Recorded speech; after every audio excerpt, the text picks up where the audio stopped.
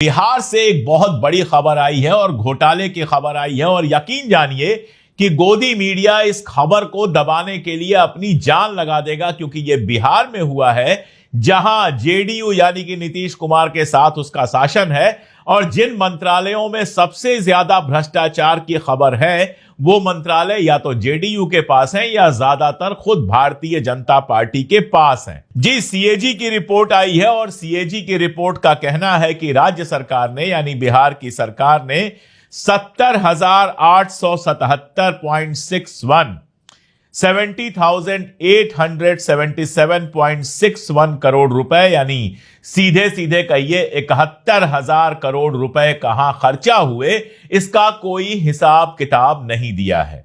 यानी ये जो घोटाला है, एबीपी न्यूज ने छापा है तो गायब होने की बात की है, छापा है तो उसमें कड़ी फटकार लगाई है की बात की है, ये सारी बात की है। अगर कांग्रेस का राज होता, अगर आरजेडी का राज वहां पर होता, अगर किसी विपक्ष का राज होता तो यही सारे लोग लिख रहे होते कि बिहार सरकार का 70,000 करोड़ का घोटाला सामने आया।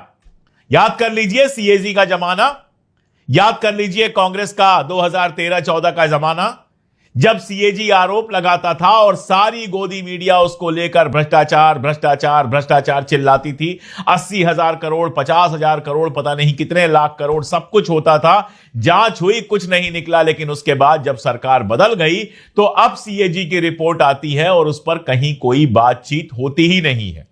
इस घोटाले को थोड़ा समझते हैं। 71,000 करोड़ का लगभग जो यह घोटाला है उसमें यह कहा जा रहा है कि 31 मार्च 2024 तक बिहार को कुल 49,649 यूसी नहीं मिले। यूसी का मतलब होता है यूजर सर्टिफिकेट, यानी मान लीजिए किसी एक मद में सरकार ने 2,000 करोड़ रुपए खर्च किए तो कहां कहां कैसे कैसे खर्च हुए, पैसों का भुगतान हो गया, इसका एक यूजर सर्टिफिकेट यानी यूसी देना पड़ता है। और याद रखिए ये यूसी कोई मनमर्जी का मामला नहीं है। जब तक यूसी नहीं दिया जाता है तब तक गड़बड़ी है। यूसी देना पड़ता है तब जाकर परियोजना पूरी होती है। आपको यूजर सर्टिफिकेट देना पड़ता है। इसको ऐसे समझ लीजिए कि आपको किसी ने 5,000 रुपए दिए कि यहां की नाली ठीक करवा दो, आपने वहां का ठीक ठाक सब करवाया, उसके बाद आपको पूरा एक सर्टिफिकेट बनाना पड़ता है कि मजदूरी में इतना गया, सीमेंट में इतना गया, वगैरह वगैरह, और यह लिख के देना पड़ता है कि इस तरह से 5,000 रुपए खर्च हो गए। या आपने लिख के नहीं दिया, इसका मतलब क्या है? कहीं ना कहीं कुछ तो गड़बड़ है।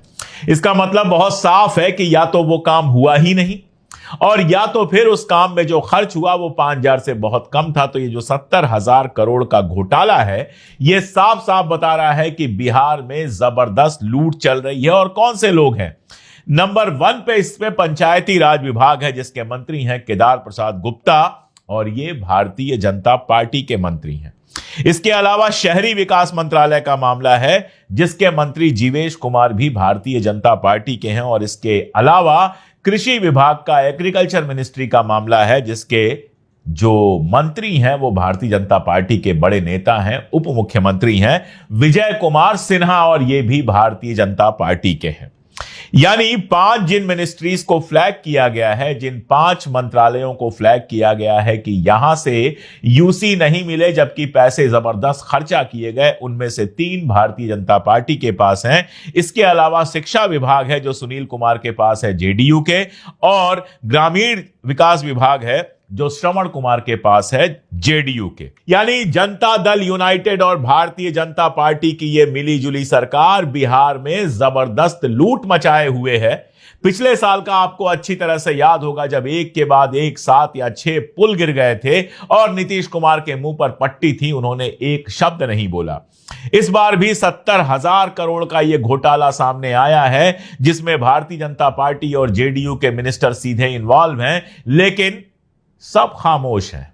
नीतीश कुमार तो खामोश रहेंगे ही, उनको तो पता नहीं, पता भी है कि नहीं है कि उनकी नाक के नीचे क्या चल रहा है। लेकिन गोदी मीडिया भी देखिएगा, इस पर कोई डिबेट नहीं कराएगा। यही खबर अगर कर्नाटक से आ गई होती, यही खबर अगर तेलंगाना से आ गई होती, यही खबर अगर हिमाचल से आ गई होती तो गोदी मीडिया के चैनलों में तहलका मच गया होता। सुबह से शाम तक लगातार यही हेडलाइन चल रही होती, बड़ी बड़ी बहसें हो रही होती। लेकिन बिहार चुनाव सामने है और बिहार के इस बड़े घोटाले के बारे में सब खामोश हैं और ऐसा पहली बार नहीं हुआ। एमपी में सीएजी ने पकड़ा यह था कि सरकारी मुआवजे की जो राशि है, यानी सरकार को जो मुआवजा देना था, वो अफसरों ने अपने रिश्तेदारों के अकाउंट में डाल दिया।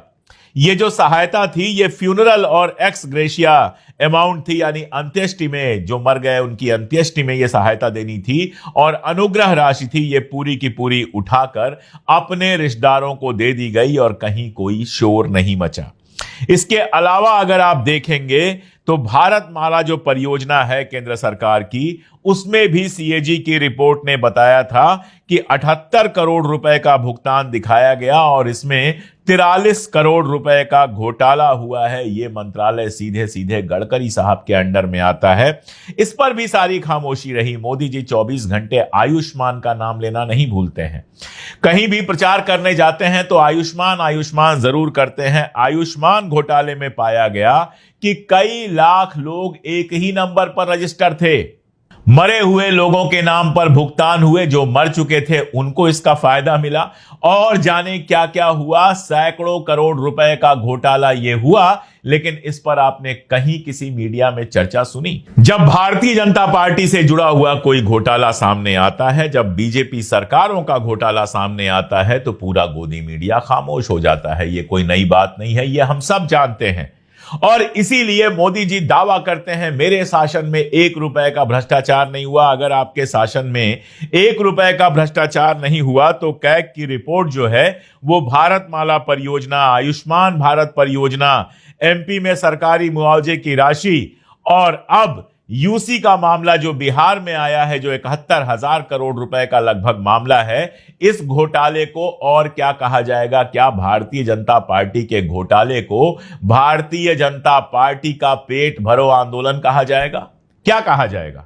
कांग्रेस के टाइम में अगर कैग की रिपोर्ट के बाद हंगामा होता था, तो भारतीय जनता पार्टी के शासन में कैग की रिपोर्ट के बाद कोई सवाल क्यों नहीं उठता है? यह सवाल आपके सामने है, जरा सोचिएगा। सवाल क्या उठते हैं? सारा तमाशा जो है पर्सनल अटैक और घटिया बातों पर लाकर छोड़ दिया जाता है। कल बिहार की विधानसभा चल रही थी और सम्राट चौधरी जो हैं, जिनके पिता शकुनी चौधरी विपक्ष में रहे, लालू जी के भी साथ रहे, नीतीश कुमार के भी साथ रहे, जिनका एक